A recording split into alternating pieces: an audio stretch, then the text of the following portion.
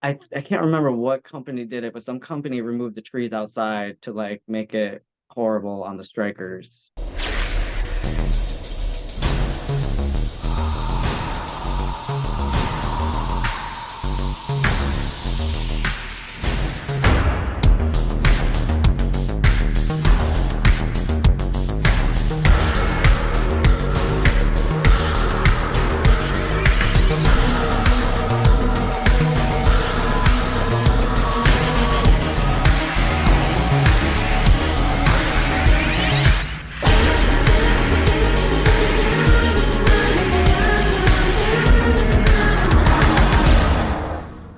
Welcome back, fans and friends, to the Complete Guide to Horror Movies podcast. Today, I am joined by a very special guest, Wayne River Sorrell, and he joins us right now. Wayne, thanks for joining me. No problem. I'm glad to be here. Thank you. All good, all good. So, Wayne, for our listeners who perhaps don't know you, tell us a bit about yourself. I was born and raised in New York, but not the city. I was the country, so upstate New York. I grew up with like trees and cornfields. So I'm like very, very into nature, camping and hiking and stuff like that. But I have been living in LA the past 10 years and I needed a break from it. And so I'm back in New York and upstate, and I'm just kind of trying to enjoy the nature and just take a break from that for a little bit. But then I'll hopefully return soon. One thing I've noticed about New York City, and slightly diverting from horror for a minute, but I've always noticed New York City is always the main feature of like any disaster movie. So you've got like Deep Impact or The Day After Tomorrow. New York City's always getting demolished.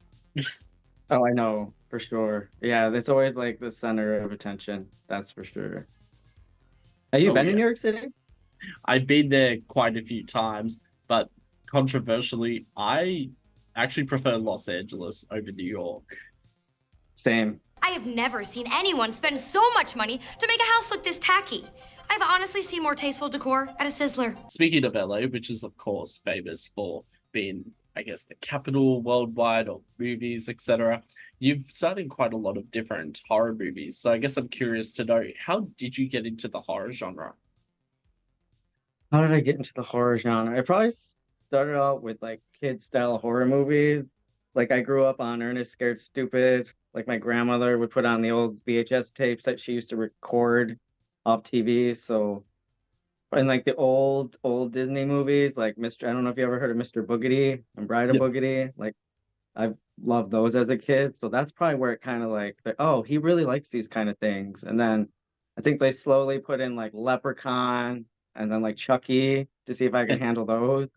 Yep. And they did terrify me though, but I was super fascinated by them at the same time. So that's where it started. I want to say Leprechaun's what started.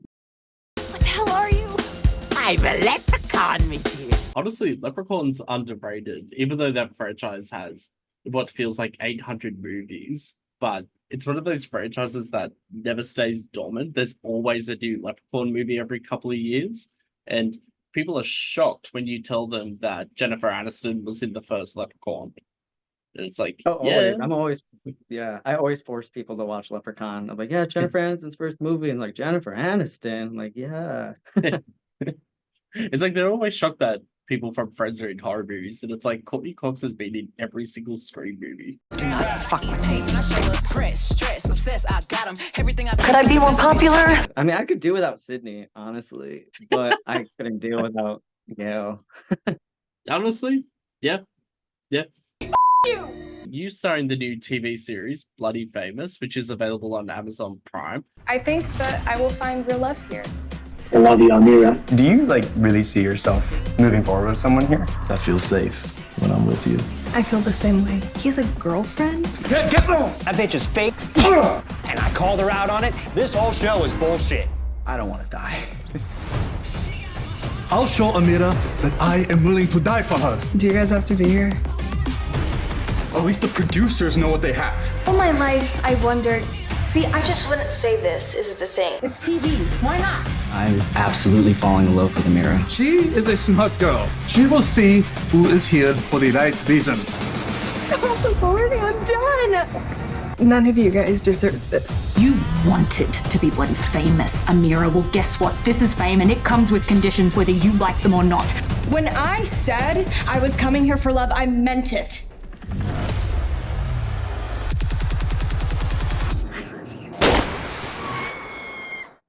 So tell us all about it. Who is your character? Okay, so I play Jeremy B in Bloody Famous, and we say Jeremy B because there's another Jeremy in the crew who they call him Jackass Jeremy, and then I play Jeremy B, and he's a tattoo artist that's afraid of needles, so he has not one tattoo on him, but he's a tattoo artist. He's probably one of the more chiller guys in the group, the one that's kind of over it all. He was fun to play. Yeah, it's a bizarre world. It's definitely like Black Mirror meets The Bachelorette with a dash of, I don't know if you've ever seen The Comeback with Lisa Kudrow. Yeah. It's kind of like that, comedy wise. So it's like The Comeback mixed with Black Mirror mixed with The Bachelorette, and it's a bizarre, wacky world. I do love the whole premise of it, especially because I find that reality TV and horror is so underutilized, which is so surprising considering that reality TV has gone on and on for the past 25 years. I mean, Paris Hilton had a reality show, but got many different variations of like Survivor, The Bachelorette, all that stuff. And there are a few horror movies like My Little Lie that I did not know had Bradley Cooper in it until I went back and rewatched it. I was like, I forgot he was in this. And then we also got the infamous Halloween Resurrection that has this whole B plot about a internet-based reality TV show, which is so bizarre because who back in 2002 had internet quality that strong? That's what I want to know. There's also this underseen 2005 movie called Cruel World, which when I first saw the premise for Bloody Famous in the trailer, I was like, oh, this reminds me of this movie. But Bloody Famous, I feel, does the execution a lot better. Shut up, who asked you? Now that you've starred in this type of reality TV mixed with horror, mixed with comedy, what do you think about this style of horror movie?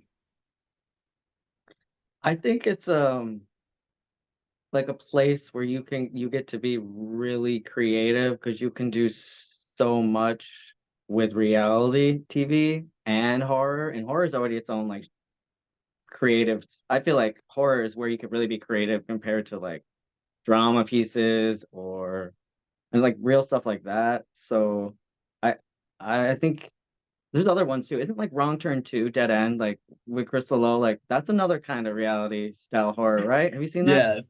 Yeah. You know, if I hadn't seen you eat shit at the X Games last June, maybe you'd stand a chance. Hey, I made the street comp finals. Okay, here's a clue. I only give it up to winners, not guys who choke. Yeah, it was structured around like that fake type of reality show. Like reality show set within the movie. Yeah. Yeah, that's what like it made it fun. Like you could like making fun of reality can be fun, and also I don't know. I think that's what made Wrong Turn 2 so much fun because they're just trying to be like they're just acting out there for the show, and then like these inbred cannibals come out and just start like killing them and eating them. I love that movie. So it's very underrated. Crystal Lowe is so funny in that. I love a character like a woman that can play a bitch character very well. I love that. That's fast. There's a girl that plays an evil bitch in Bloody Famous, and I was just so fascinated with her and her performance. Our characters are supposed to hate each other in the show, but after we were done shooting, I wanted to like try to be friends with her, and I was like forcing my friendship on her. Like, you're just so fascinating. Like, your character's so cool. Like, I just love evil characters. Yeah. You know what's funny though is that because I've worked primarily in short films, but I've had a hand in like some feature films and I've worked a lot behind the scenes. I always find you can't actually cast someone who's naturally bitchy or naturally mean or cruel to play a bitchy character. You always have to do the polar opposite. You have to find the nicest person because then they will take it to the extremes that it's needed. So, like, I'm sure just like your friend and castmate, like Crystal Lowe is one of the nicest people I've ever met. And it's just like, how does she play these characters that are so different? Like, she also plays this character in Wonder, where she's a total bitch of a mother and like making fun of this kid with the physical disfigurement. Okay, look, if no one else is going to have the courage to say it, then I guess I will. These kids are too young to be dealing with this sort of thing. And I'm just like, this is not the Crystal I know. But, she, she's an actress. It's her job. So it's just like, damn, how is she do that so convincingly? Like, I'm always amazed by actors like yourself. No, yeah, she definitely was my inspiration growing up to Crystal Lowe with a lot of her horror movies. She got to be a part of so many horror franchises that I was so jealous as a kid. I'm like, that's what I want to do. I want to be a part of like, she got to be like what, Children of the Corn, Wrong Turn, Black Christmas. Like, I was so jealous of her back then. I'm like, I want all of these like involvements. Like, who is this girl? Like, I need to look her up. She's impressive. Final Destinations, like. I still to this day cannot watch the teddy bed scene. Like, there's something about, and I talk about this on every fucking episode of this podcast, part of my language, but it's just like one of those things where it's like, maybe it's just like my fear of fire, or maybe something happened in a past life. I don't know.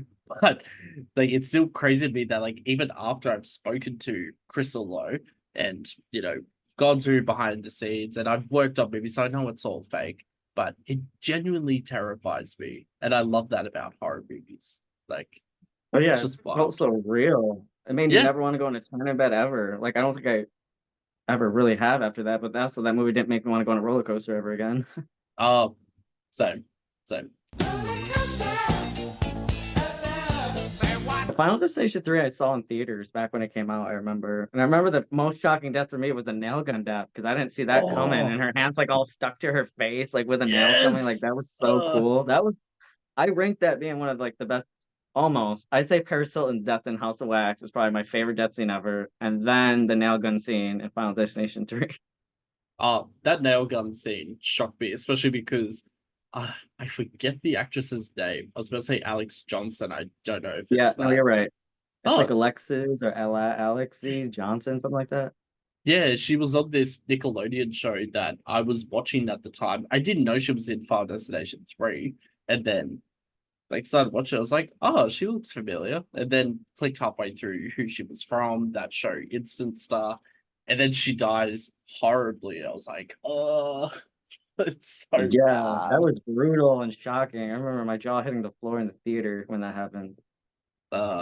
I'm honestly a little jealous because we didn't get Final Destination 1, 2, 3, and 4 at our theaters. We had to wait till it came out on DVD. And then I saw the 5th one in the cinema, and I love the 5th one. It's good, but not necessarily my favorite Final Destination by any means. But, I have to say, if I think of like my top 3 favorite horror movies of all time, definitely has to be Final Destination 3, only movie to terrify me. Plus The Ring and maybe House on Haunted Hill, the 1999 one. Do you have a particular favorite horror movie or like 3 favorite horror movies at all? Okay, so I always say Leprechaun. Leprechaun's my favorite. Warwick Davis is probably one of my favorite actors. He's just so entertaining as a leprechaun. Like, he can really carry that movie himself. All of them. Like, literally all the way to space, to the hood. Like, I do love Back to the Hood. I wish he would come back again for a little bit of that. I just love campy horror. That's usually what steals my heart. So I definitely love Leprechaun. I'll always say that. The Evil Dead, the original. I love that campy horror. And like a newer one, I'll come up with a newer one. One that really like I've been obsessed with that captured my attention was X. Have you seen X? Love X. Yeah. Yeah, I love X. And I know a lot of people are like Mia Goth and Jenna Ortega, but I was like, I thought Brittany Snow was phenomenal in that. Like, I love her in X. She's so good in that. And the whole 70s atmosphere capture that I think it's T West or Ty West. I don't know if I'm saying his name right. I have no idea how to say his name. We butchered it so many times on the podcast. I know, I hope I said it right, but I just love how he can capture the 70s because he did it with the House of the Devil too, and like he really can capture like a different 70s time period, which I really like. But yeah, that movie's so fun. That X is sexy, fun, it has that 70s vibe, great music going on in it, great kills. Yeah, It was just fun. Very fun movie. I love that movie. me too. I will admit though, I am a bigger fan of Pearl over X, but at the same time, it's hard because they both are just phenomenal.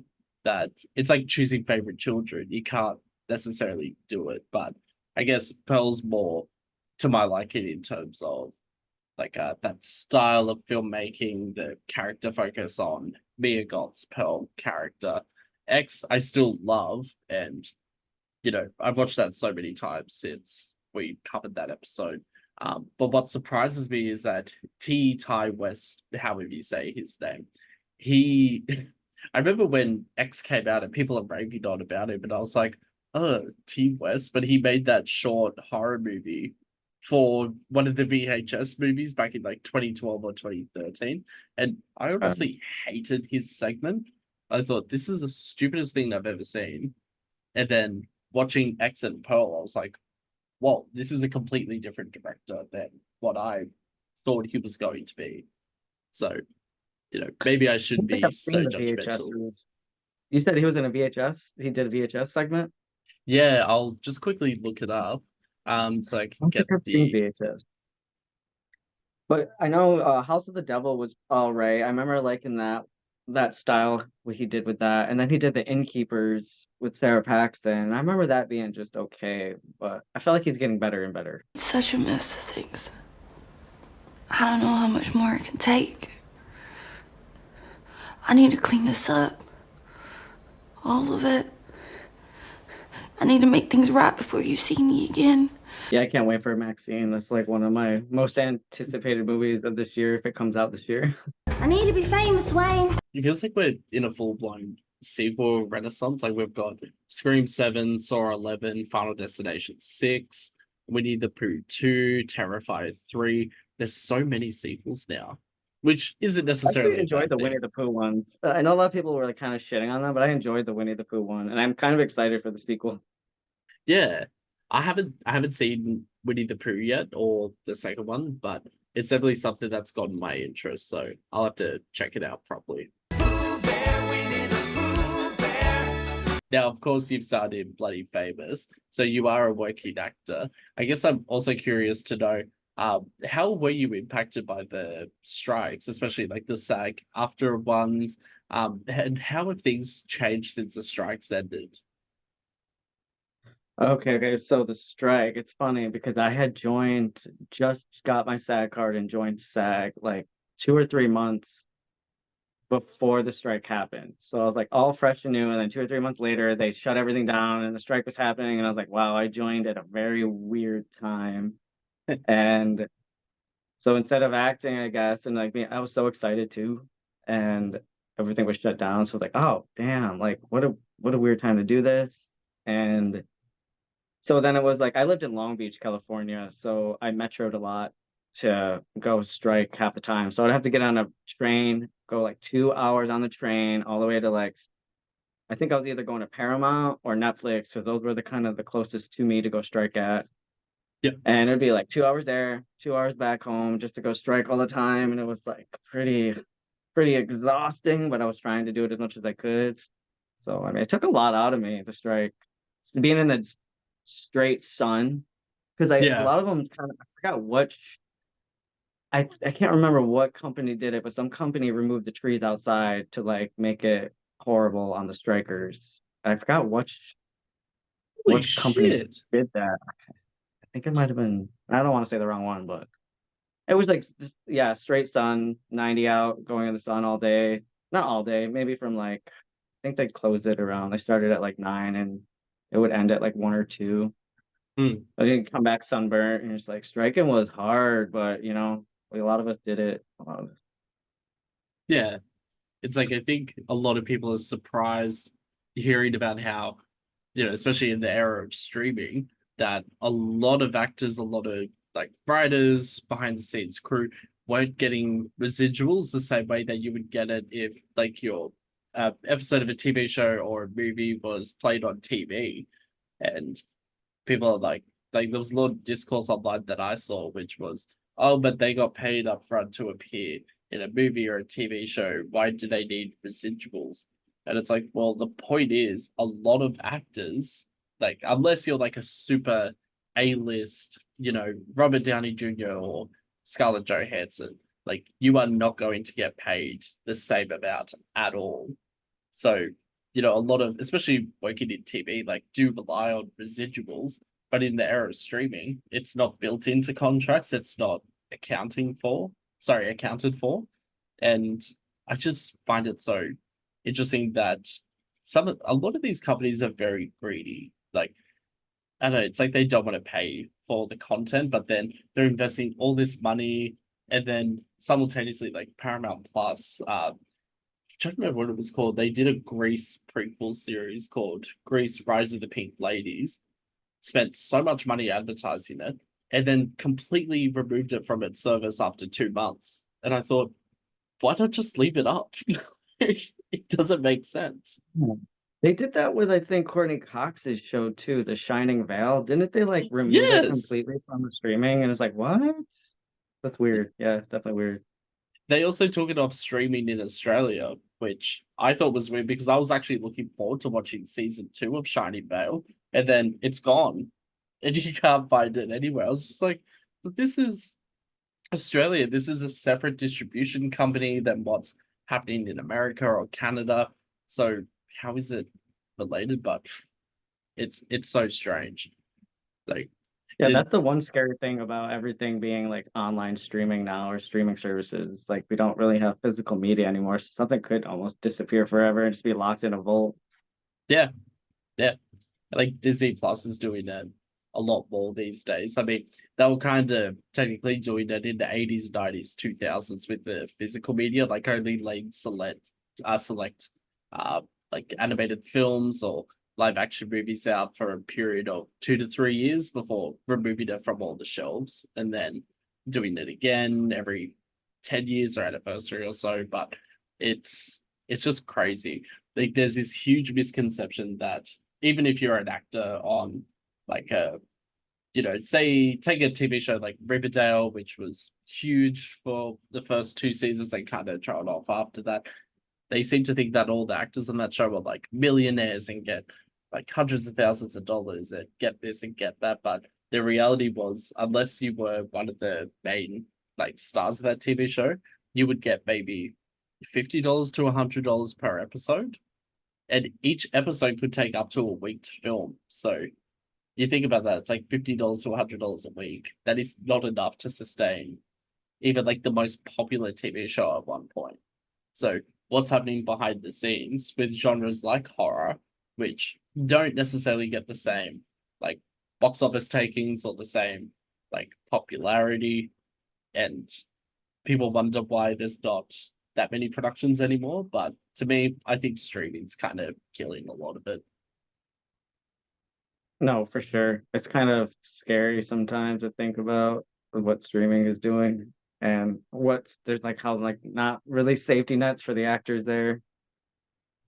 Yeah. Well, now I guess there is, but it still seems like it's still a little messy, especially with AI coming in and stuff.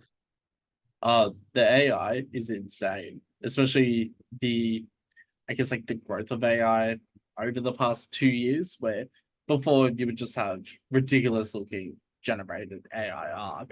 Now it's so ultra specific, and it keeps continuously learning that I honestly wouldn't be surprised if we have like AI generated movies or AI generated actors, actresses, writers. I mean, there would have to be some type of human element behind it. So maybe the AI creates an entire movie script, and then someone just edits it down, or someone creates a AI generated actor, but someone has to do the physical movements behind it with like the motion capture technology or something. But it's scary. It is very Black Mirror. Yeah, someone should write a spoof on an AI movie and like use all AI for the movie and just make it into a spoof. That's a good idea, actually. It'll be like one of those terrible cartoon TV movies like Food Fight, or there's one Christmas one where something happened where one of the actresses, her lines got completely deleted or like bashed in the editing process. So I'll put the clip in here because it doesn't make sense without the context. But Great grandma, you always know just what to say. Christmas.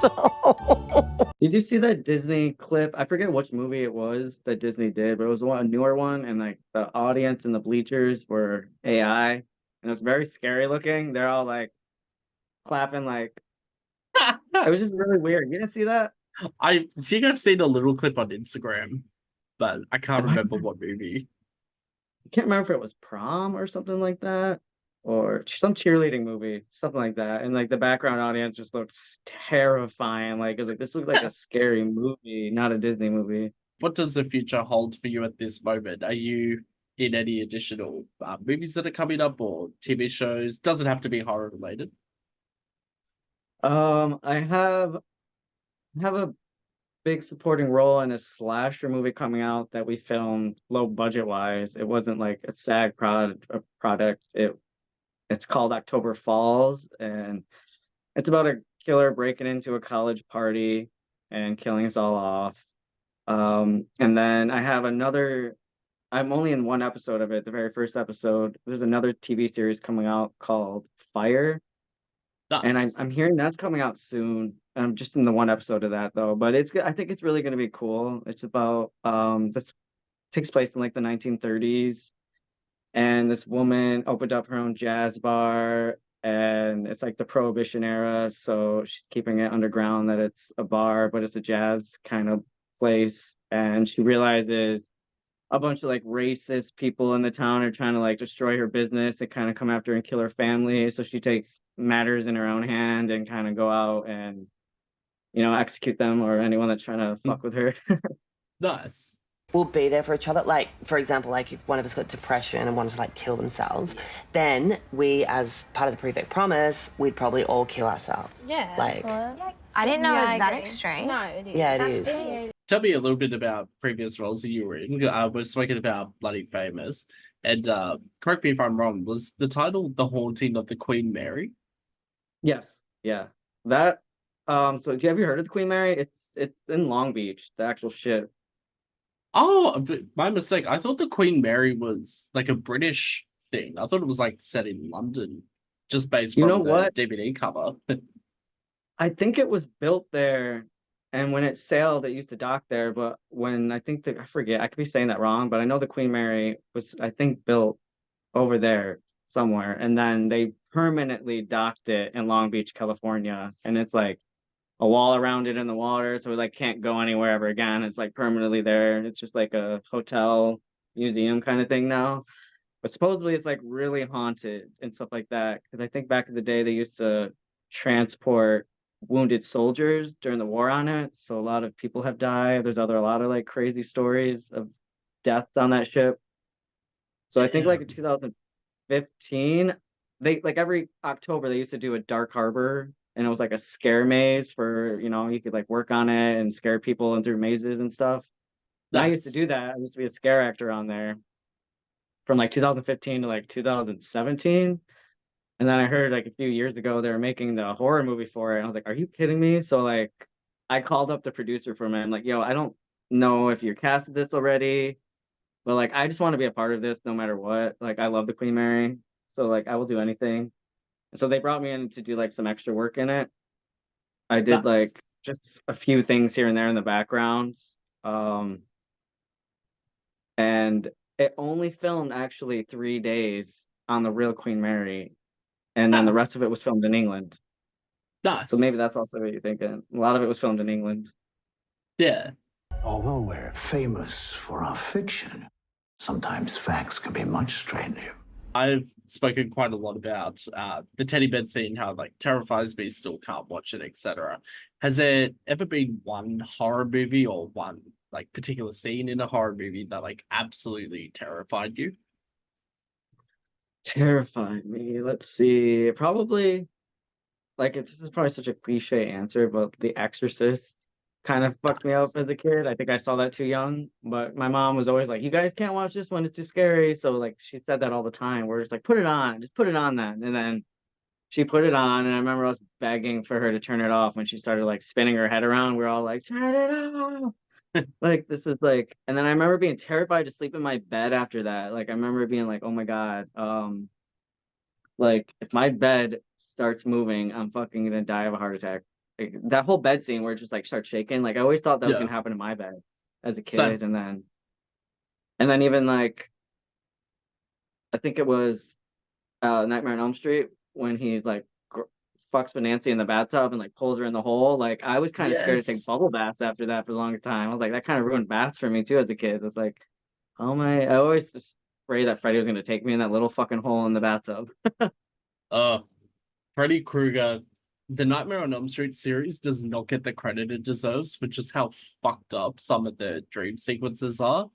Like, even like it's like this, it defies the rules with when it comes to sequels. I find that it got almost better and better with each sequel. Like number 3, number 4, number 5 have some of the most brutal death scenes because of how targeted it is towards each of those characters. And it's just like, damn, Freddy Krueger is fucked up. There's a movie called End of Days that has Arnold Schwarzenegger in it. What's her name? Robin Tunney? I think she was in The Craft. And the whole thing is about like the devil's in New York City and he's coming to exact the end of days or whatever. But there's this one scene where it's a albino demon character, and I think it's played by Victor Sava.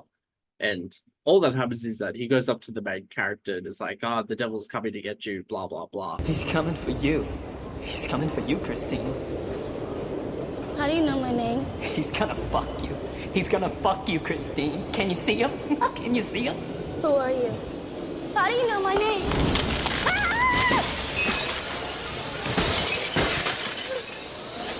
gonna fuck you, Christine.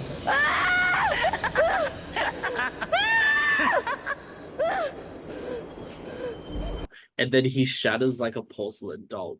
And that terrified me so badly when I was like 9, 10 years old. I couldn't sleep in my own room for about 6 months. Like I was always knocking on my mom's door, my older sister's door, being like, "Can I bring my mattress in and sleep here?" Like I was convinced that this character was coming to kill me for some reason. Like I knew it was a movie. What was it called? End of Days. I don't think I've heard of this. It's like I don't think it was popular back when it came out, but yeah, I You just said remember Arnold seeing it. Schwarzenegger was in it? Yeah, he's like plays the same actor he always does, like the Terminator style character. Meeting adjourned. You certainly broke up that meeting. Right now, I'm thinking about holding another meeting in bed. Oh, McBain. For our listeners who are hoping to follow in your footsteps and break into the industry, what advice do you have? Sleep with as many directors as possible. No, I'm joking. Probably take an improv class. I think improv helped me out so much, just not just as an actor, but as a person. Like I don't really get embarrassed anymore. I feel like I can be funnier now. It's helped me a lot in life too. So I definitely, and then there's a book called Yes and it's like I think it's by Second City. I don't know if you ever read it or heard of it, but that movie's good. I'm not that book is good for just people in general. Like if you're not even trying to be an actor or stuff like that, like it will just help you. Like if you're like sitting down in a group meeting, like it's good to like it'll help you. It'll just help you like talk, like play off each other, not just like just sit there and like not really have anything to add. Like it just improv will open up your mind a lot more than you think. And I remember before I even took an improv class ever, I was so nervous. I was like, oh no, like I'm gonna embarrass myself. Like I'm not that creative to come up with something on the spot. Like I'm gonna like just totally like be shit at this. But like I'm so glad I did it.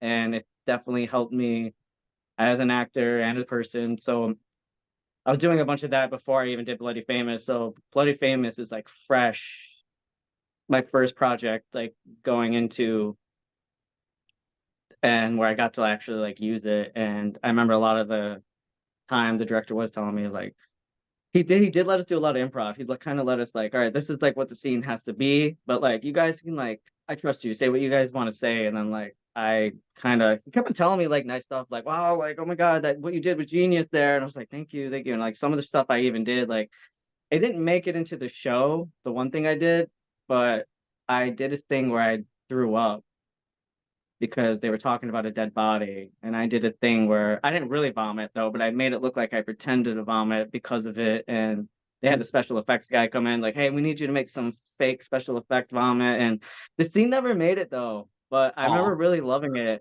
And I was like, damn, I'm kind of bummed I didn't make it in there though.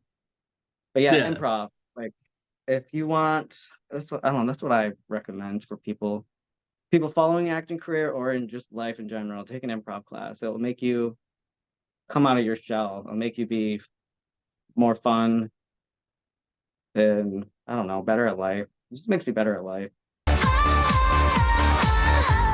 I'm ready.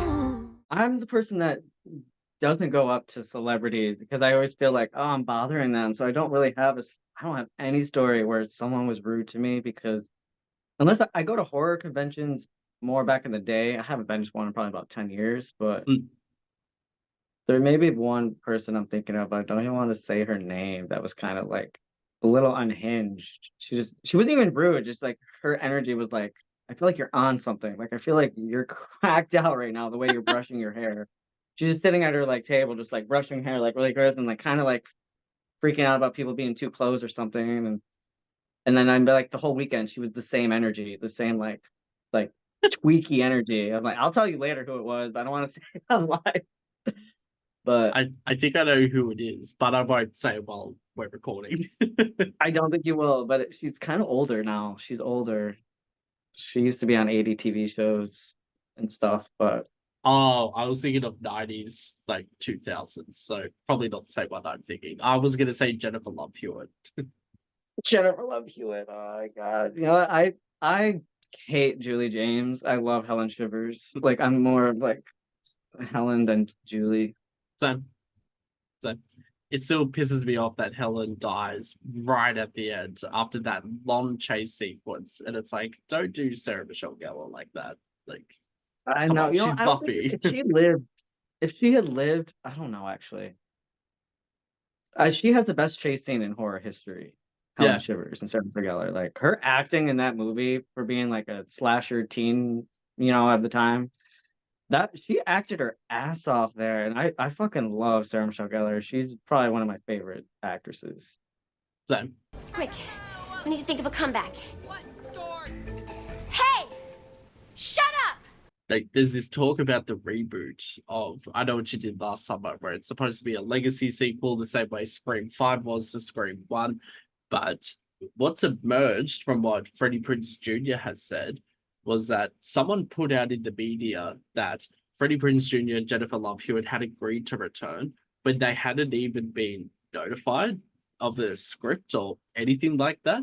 So someone put out into the media like, oh, Freddie Prinze Jr. is coming back. Jennifer Love Hewitt said yes. And then they felt they had to play along with it to not like disappoint fans. And the last that I've heard of the update is that it's still happening, but probably just going to take a little bit longer. But like, I'd be down for like a proper sequel because at the end of I Still Know What You Did Last Summer, she gets dragged under the bed, but it's not clear whether that's just a dream or if it's real. So I want to know where they're at 25 years later. Right? Bring back Brandy. So I don't know, right? Are they gonna throw the Yes! sequel like they're gonna pull a Halloween and like let's pretend these sequels didn't happen. Well, we could pretend I always didn't happen because that movie fucking was shit. That was unbearable. Was there like a woman on the cover of that poster and you're just like, who is this blonde girl? I don't now remember her in this movie. Like the poster for it was just weird. I Know What You Did Last Summer. Ooh. For our viewers, how can they keep up to date with what you're doing? Do you have an Instagram, Facebook, TikTok? Yeah, I don't have TikTok, but I keep getting told to make one, so I've been thinking about it. But I'm on Instagram, just Wayne River. Wayne and River as in the water. Nice. I'll put that link in the description. Wayne, thank you very much. Thank you. It was fun. Appreciate the horror talk. I'm always down to talk horror. Anytime, anytime. Listeners, keep up with all our latest episodes. We've also released our previous episodes on Oculus 1 Hour Photo and An American Werewolf in London. Also check out my interview with Crystal Lowe. Thanks, and we'll see you next time.